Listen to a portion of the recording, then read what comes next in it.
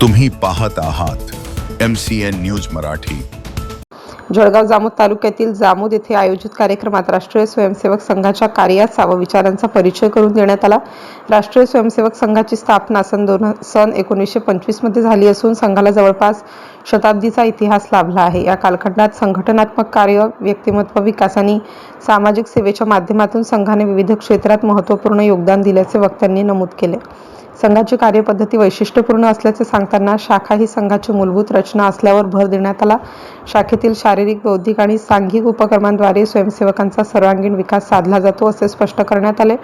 संघाच्या विचारांचा विस्तार भारतापुरता मर्यादित नसून विविध देशात शाखा व कार्य उपक्रम चालू राहतात।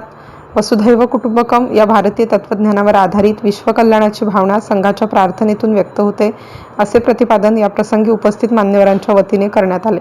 या कार्यक्रमात आशीर्वचनासाठी श्रद्धा आश्रम टुणकी येथील श्री श्री 1008 स्वामी गोविंदगिरी महाराज उपस्थित होते। प्रमुख वक्ते म्हणून दीपक तामशेट्टीवार, प्रांत संघचालक विदर्भ प्रांत यांचे विशेष व्याख्यान झाले। तसेच प्रमुख अतिथी म्हणून सौ पंचफुलाताई वंडाळे उपस्थित होत्या। MCN न्यूज मराठी करिता आकाश उमाळे, जामोद।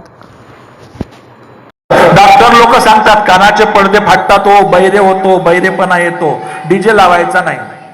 मग आमचं घर, आमच्या घरामध्ये जन्मदिवस साजरा करायचा आहे। कशा करतात तुमच्या घरामध्ये जन्मदिवस सांगा? केक कापून करतात, असे हात वर करा। मोमबत्ती विझवून करतात, असे हात वर करा।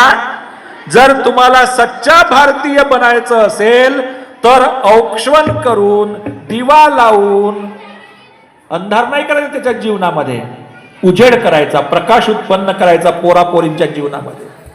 त्याला कापायला नाही शिकवायचं, त्याला जोडायला शिकवायचं। नाही तर म्हणून हे पोरं मग वाईट धंदे करतात।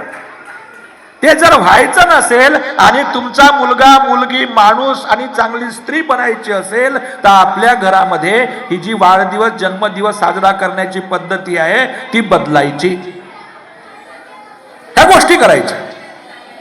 आणि म्हणून या साध्या साध्या गोष्टी आहेत। आणि शेवटची एक गोष्ट आहे ती आहे नागरी कर्तव्य। नागरी कर्तव्य म्हणजे आपण राज्यघटनेमध्ये चुप रा रे, कार्यपद्धती वेगवेगळी आहे। आणि हे जसं काम भारतामध्ये चालतं तसं विदेशात पण 35 पेक्षा जास्त देशांमध्ये संघाच्या शाखा लागतात, त्या वेगवेगळ्या नावानी लागतात, असं काम चालतं। आणि मग तिथेही हिंदूंची संख्या कमी आहे, रोज शाखेत एकत्र येऊ शकत नाही, सप्ताहातून एकदा येतात, शनिवार किंवा रविवारी। महिला, पुरुष, मुलं, मुली सर्व एकत्र येतात, तेही असेच कार्यक्रम करतात। शेवटी प्रार्थना करतात, विश्व कल्याणाची प्रार्थना। आणि शेवटी काय म्हणतात? विश्व धर्म की जय। आपण म्हणतो भारत माता की जय, तिकडे म्हणतात विश्व धर्म की जय। संत ज्ञानेश्वरांनी विश्वाच्या कल्याणासाठी पसायदान मागितलं, आपल्यासाठी नाही मागितलं, विश्वासाठी मागितलं।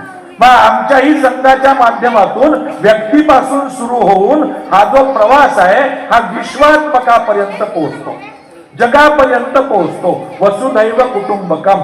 आणि म्हणून मग हे विदेशातले लोक दर 5 वर्षांनी भारतामध्ये विश्व संघ शिबिराच्या निमित्ताने एकत्र येतात। आता मागच्या डिसेंबर मध्ये 25, 26, 27, 28 डिसेंबरला हैदराबादला एकत्र आले होते। किती संख्या होती? 1800 मुलं, मुली, आई, वडील, परिवार। आणि 5 दिवस राहिले। किती देशातून आले होते? 67 देशांमधून, इतक्या देशातून लोक आले होते। असं हे संघाचं काम चालतं। मग संघाचे स्वयंसेवक सेवा प्रकल्प चालवतात, ज्यांच्या गरजा पूर्ण झाल्या नाही, संस्कार केंद्र चालवणे, शाळा चालवणे, छात्रावास चालवणे,